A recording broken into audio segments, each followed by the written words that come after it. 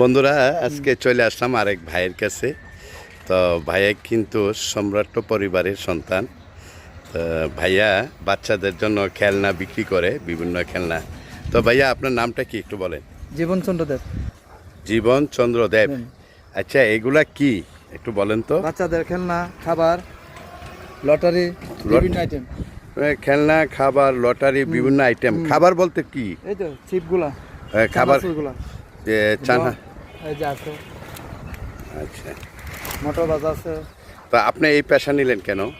কি করবো ভাইয়া, গরিবে ঘরে জন্ম লইছাম, এই আচ্ছা। জন্য সংসারটা চালতে গিয়া 3টা বাচ্চা নিয়ে ঘর ভাড়া দিয়া সমিতি চালায় খুব কষ্টে আছি। চলে, আপনার সংসার চালাতে পারেন? হ্যাঁ মোটামুটি খাই বাচ্চা মনে হয়। আচ্ছা, এটা কি ব্রাহ্মণ মাল চাকা আছে তাই না? এটা বিক্রি করেন তো এলাকা এলাকা ঘুরে? স্কুলে স্কুলে স্কুলে প্রতিদিন কত টাকা 500-700 টাকা পাওয়া যায়। লাভ থাকে? 500-700 টাকা থাকে আপনার লাভ থাকে।